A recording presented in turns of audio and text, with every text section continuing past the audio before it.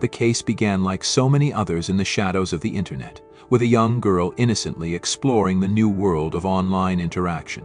Amanda Todd, a shy and creative teenager, found solace in her love for music and sharing her talents with others.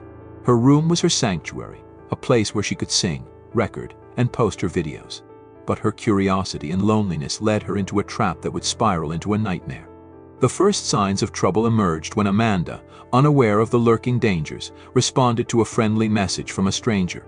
The individual on the other side of the screen was skilled, patient, and calculated, knowing exactly how to earn her trust. What began as light-hearted chats turned into a deceptive bond. He complimented her, praised her talents, and, most importantly, made her feel seen. But trust came at a price. One evening, he asked her to do something small, something he assured her was harmless, a request for a photo. She hesitated, but his reassurances dulled her instincts. She sent it. That one moment of vulnerability set the stage for years of torment. The predator revealed his true nature shortly after, threatening her with the exposure of the image to her friends and family if she didn't comply with his escalating demands. Amanda was trapped. The predator's manipulation intensified, and the blackmail began in earnest. The quiet sanctuary of her room transformed into a prison, where the walls whispered the threats that filled her inbox. The once cheerful girl who loved music now carried a weight she couldn't share with anyone. Fear consumed her every waking moment. The predator wielded technology as his weapon, using anonymity to amplify his power. Amanda's terror grew when she learned that her private photo had been shared, not just with a few people but publicly. The shame and betrayal left her reeling. School, once a refuge, became a battleground. Students whispered and stared, some mocked her openly. The damage wasn't just confined to her social life. It was as though her identity had been stolen and rewritten by someone she'd never even met. The first encounter I had with the case was a report of a minor claiming she was being harassed online. At first glance, it appeared to be another instance of cyberbullying, something that had unfortunately become commonplace. But the more I delved into Amanda's story, the more I realized the magnitude of what was unfolding. This wasn't just bullying, it was predation. The predator didn't stop at one act of humiliation. He used her fear to exploit her further, dangling the threat of exposure like a sword over her head. The cruelty of his actions wasn't impulsive, it was methodical. Each step seemed designed to deepen her despair, to isolate her further from any support system. When I reviewed the initial complaint, the details chilled me. A child, barely more than a child, was being blackmailed in ways that would crush even the strongest adult. The file contained screenshots of the predator's messages. They were haunting in their precision, each one crafted to exploit Amanda's vulnerabilities. His tone shifted between mockery and menacing control, as if to remind her that he was both puppeteer and executioner. As the investigation began, one fact became abundantly clear: the perpetrator was skilled. He operated under multiple aliases, obscuring his identity and evading detection. His methods were not the work of an amateur, but of someone who had done this before, and would undoubtedly do it again if left unchecked. The deeper I dug, the more the scope of his cruelty became apparent. Amanda wasn't his only victim. Far from it. The case files were littered with reports of other girls, other lives shattered by this shadowy figure. But Amanda's plight stood out.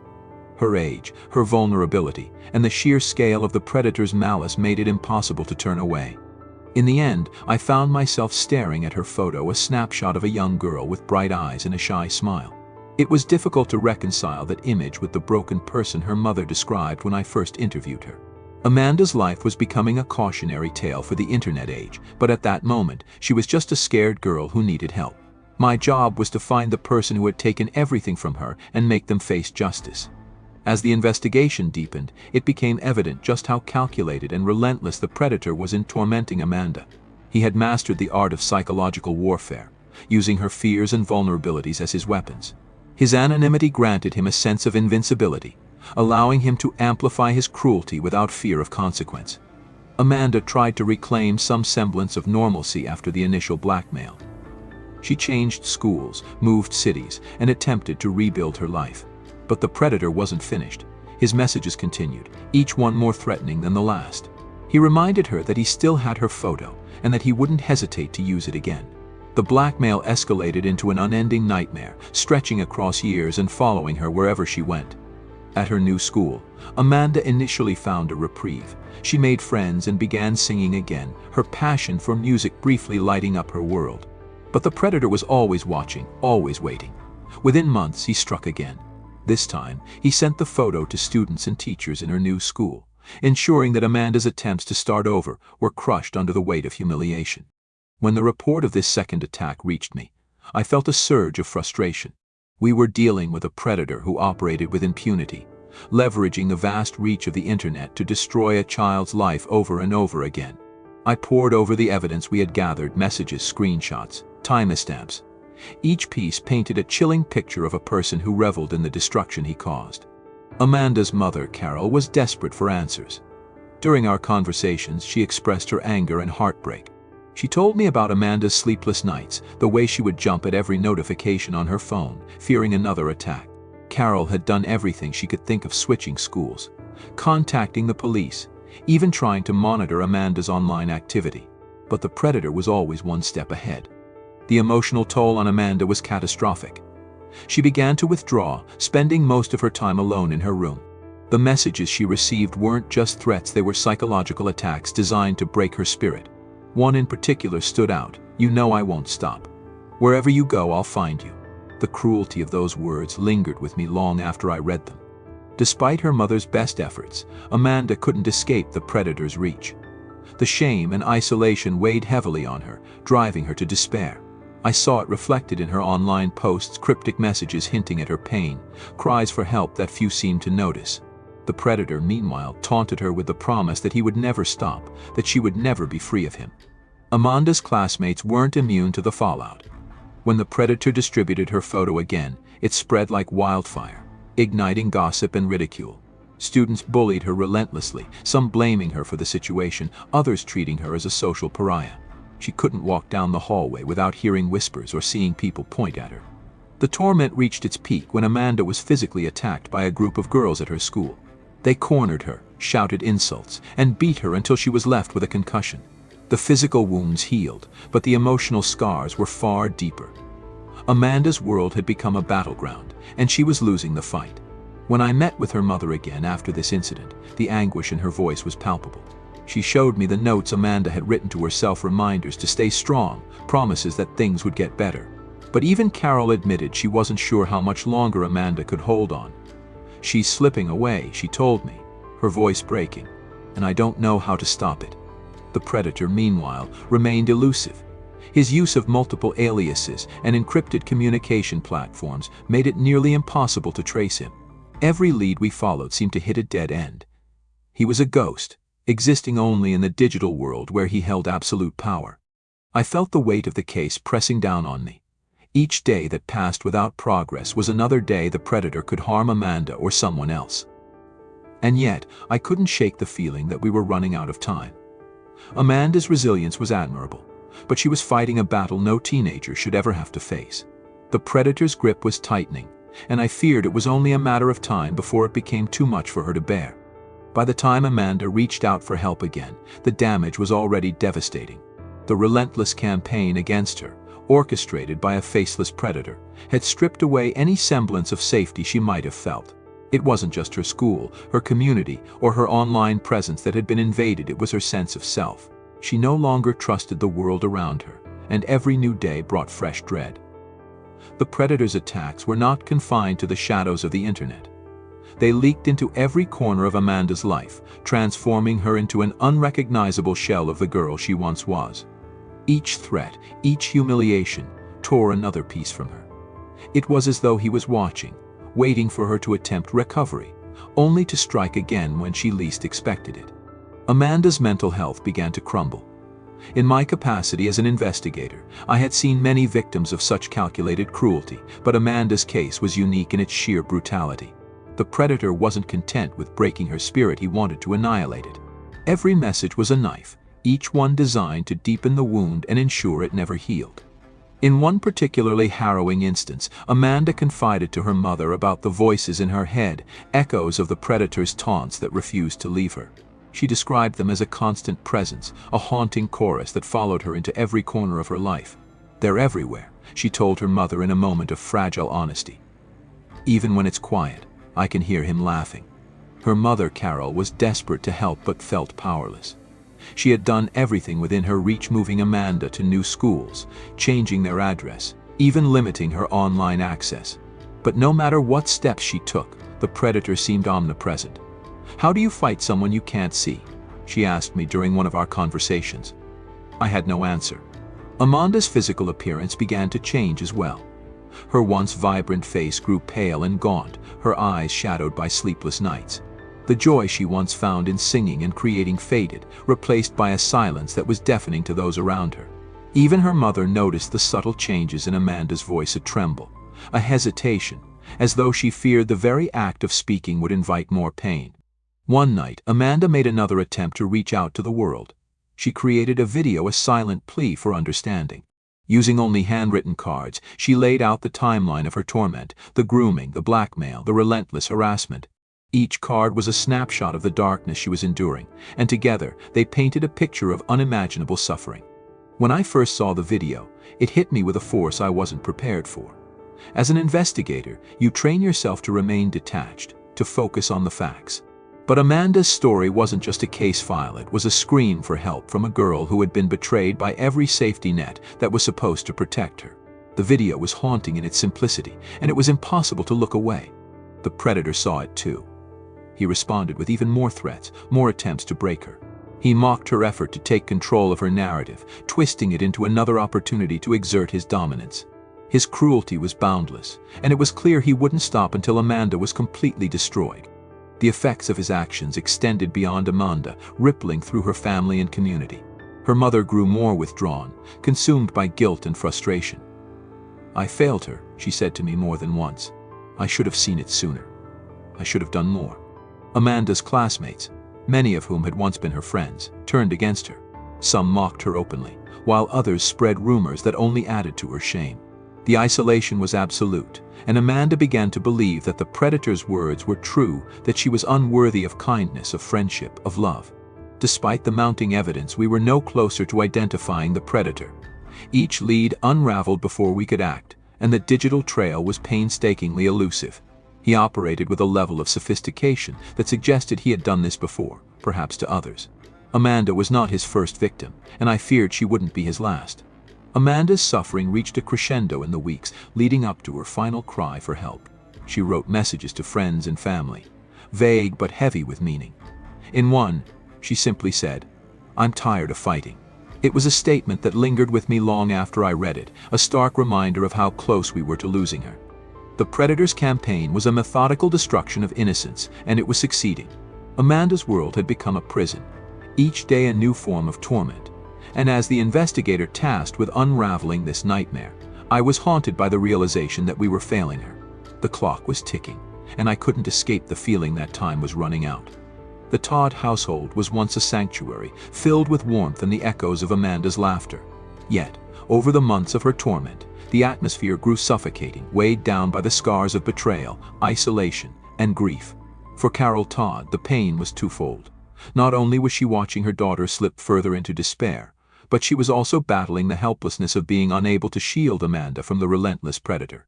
Her life became an unending cycle of vigilance and sorrow. Amanda's once vibrant personality was dimmed by the shadows of the attacks she endured. In her video, My Story, she bared her soul, revealing every instance of betrayal, assault, and humiliation. The video became a vessel of her pain, a desperate attempt to make the world understand what she was going through. Carol would later recall how Amanda meticulously wrote each word on the cue cards with black markers. "It wasn't a cry for attention," Carol said. "It was a cry for help." But the world's reaction was a double-edged sword. While many were moved and reached out with messages of support, others weaponized her vulnerability. Online trolls flooded comment sections with hateful messages. They mocked her, questioned her credibility, and, worst of all, justified her suffering. "If she didn't want this," one comment read, "she should have never posted that video." The cruelty was incomprehensible. The predator's grip on Amanda's life tightened after the video's release. He targeted her more aggressively, knowing the spotlight would amplify her pain. It wasn't just Amanda who suffered. Her family bore the brunt of the fallout. Her younger sibling withdrew from social activities, ashamed and confused about the sudden attention. "It's not just Amanda's life he's ruining," Carol confided to me during an investigation meeting. "It's all of ours." Amanda's father, who had been physically distant due to the divorce, carried a heavy burden of guilt. Though not present in the daily battles, he grappled with the overwhelming regret of not being there for Amanda when she needed him most. "I failed her," he admitted in one of our interviews. His voice broke as he recalled happier times with his daughter, moments now tainted by the knowledge of how her life spiraled into darkness. At school, Amanda found no refuge. The students who once called her a friend now turned against her, using her video as ammunition for bullying. On one occasion, she was physically attacked by a group of classmates. She came home bruised, crying, Carol recounted, her voice trembling with rage and sorrow. She didn't even fight back. She just let them. The harassment wasn't limited to the physical. Teachers whispered behind her back, unsure how to address the situation. Parents of other students sunned the Todd family, fearing their association with Amanda's story would bring unwanted attention to their children. The isolation became unbearable, pushing Amanda further into the online world, the very space that had become her tormentor's domain. As investigators, we were caught in a labyrinth. Despite Carol's detailed documentation of threats and messages, the predator's digital prowess made him nearly impossible to trace. Leads would vanish as quickly as they emerged. The feeling of chasing a phantom was maddening. But what haunted me most was the knowledge that every moment without a resolution brought Amanda closer to breaking. Amanda's mental health deteriorated rapidly. She struggled with depression and anxiety, compounded by the constant reminders of her perceived mistakes. Therapy sessions became a regular part of her routine, but they could only do so much to alleviate the crushing weight of her trauma. Medication offered temporary reprieve, but the dark thoughts lingered. Carol did everything in her power to pull her daughter back from the edge, but Amanda's pain was a tide too strong to hold back alone. One night, Amanda confided in her mother, her voice barely above a whisper. "Mom, do you think it'll ever stop?" Carol, her heart breaking, could only hold her tightly and whisper, "I hope so, sweetheart. I hope so." The predator had reduced a vibrant young girl to a shadow of her former self and left a once loving family fractured and grieving. The Todd household became a portrait of resilience in the face of unimaginable pain. For every step Amanda took toward recovery, there were setbacks that felt insurmountable. Yet, Carol remained steadfast, her love for her daughter unshaken. But the most harrowing truth was this: Amanda wasn't just fighting the predator. She was fighting a society that too often blamed the victim. The question she faced, "Why didn't you stop? Why didn't you tell someone sooner?" revealed a collective misunderstanding of the psychological warfare she endured. As an investigator, watching the Todd family navigate this nightmare only strengthened my resolve. Amanda's story wasn't just about a victim and a predator, it was about a system that failed to protect its most vulnerable. Every unanswered question, every failed lead, every tear Carol shed pushed me further in my pursuit of justice. The Todd family story is a stark reminder that the victims of such heinous crimes are never alone in their suffering. Their pain reverberates through their loved ones, leaving scars that may never fully heal. Amanda's resilience, even in her darkest moments, became a beacon for those who understood her pain. And for those of us fighting to bring her predator to justice, it became a call to arms. The family struggle wasn't just their own. It was a reflection of the cracks in a system meant to protect them. And as the investigation pressed on, I knew one thing for certain: we owed it to Amanda to find the truth, no matter how long it took. Amanda's story did not end with her tragic passing. It ignited a fire that burned across nations, exposing the insidious dangers lurking in the digital age. The aftermath of her death became a rallying cry, shaking society from its complacency and demanding accountability from the systems that failed her. For months, Amanda's name dominated headlines, her hauntingly honest video, my story, echoing through every corner of the internet. It became impossible to ignore the epidemic of cyberbullying and the unchecked reign of predators exploiting online platforms. The world was finally forced to confront the question: how could this have been allowed to happen? The investigation into Amanda's blackmailer gained new urgency. With mounting public pressure, law enforcement agencies from Canada to the Netherlands worked tirelessly to unmask the shadowy figure known only by his pseudonym, Tyler Boo. International collaboration became the cornerstone of this pursuit. Digital footprints, though faint and deliberately obscured, began to reveal patterns, connections, and ultimately, a face. The arrest of Aiden Coban in the Netherlands marked a pivotal moment. A man who had remained invisible in plain sight for years, Cobain was not only tied to Amanda's torment but to the exploitation of countless other victims worldwide. His capture was a testament to the unrelenting efforts of investigators and the strength of those like Amanda's mother, Carol, who refused to let their loved ones be forgotten. Inside Cobain's home, authorities uncovered a chilling archive. Hundreds of files, meticulously labeled with the names of victims, spoke to the scale of his crimes. Among them was a file titled Amanda Todd.womb. The contents were evidence not only of Cobain's obsession with Amanda, but of the calculated and systematic nature of his exploitation.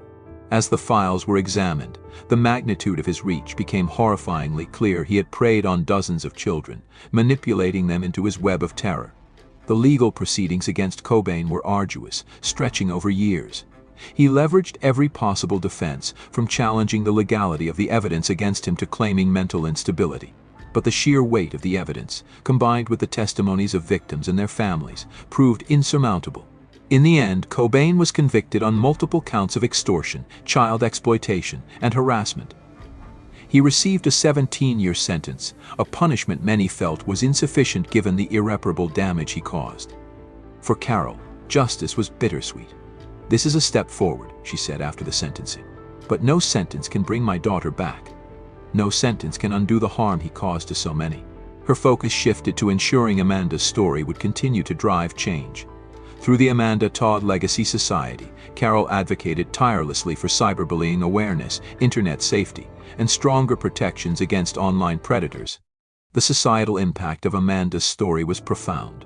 Schools and organizations worldwide began incorporating lessons on digital literacy and online safety into their curricula. Governments enacted new legislation aimed at combating cyberbullying and ensuring stricter oversight of digital platforms. In Canada, Amanda's law criminalized the non-consensual distribution of intimate images, a direct response to the exploitation she endured. Yet the fight was far from over. The dark corners of the internet remained a haven for predators, and the systemic failures that allowed Amanda's suffering persisted. Law enforcement agencies struggled to keep pace with the ever-evolving tactics of cybercriminals. Resources were stretched thin, and the legal system lagged behind the technological landscape it sought to regulate. As investigators, we faced the daunting realization that Amanda's case was not unique. For every Amanda Todd whose story reached the public, there were countless others suffering in silence. This knowledge weighed heavily on us, fueling our determination but also underscoring the enormity of the challenge before us. The impact of Amanda's story extended beyond policy and law enforcement. It reshaped the cultural narrative around bullying, victim blaming, and mental health. Her video became a touchstone, sparking conversations in classrooms, living rooms, and boardrooms. It forced individuals and institutions alike to reckon with their roles in perpetuating or combating these issues. Carol's journey, though marked by grief, became a source of inspiration. She channeled her pain into advocacy, speaking at events, collaborating with experts, and reaching out to families facing similar struggles. Her message was clear: Amanda's story is not just my daughter's story, it's a story for all of us. And we must do better. The echoes of Amanda's story will likely resonate for generations. It is a stark reminder of the fragility of innocence in the digital age and the necessity of vigilance, empathy, and accountability. Her legacy is not just one of tragedy, but of transformation, a call to action for a society that failed her to rise and protect those who cannot protect themselves. As I reflect on the case, I am haunted by the what-ifs. What if the systems meant to protect Amanda had acted sooner?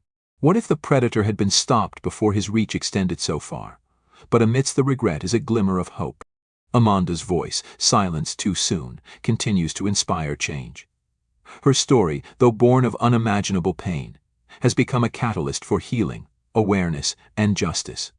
And so, we press on, driven by her memory and the countless lives she has touched. The fight is far from over, but Amanda's light continues to guide us, a beacon of resilience, love, and the unyielding pursuit of a safer world for all.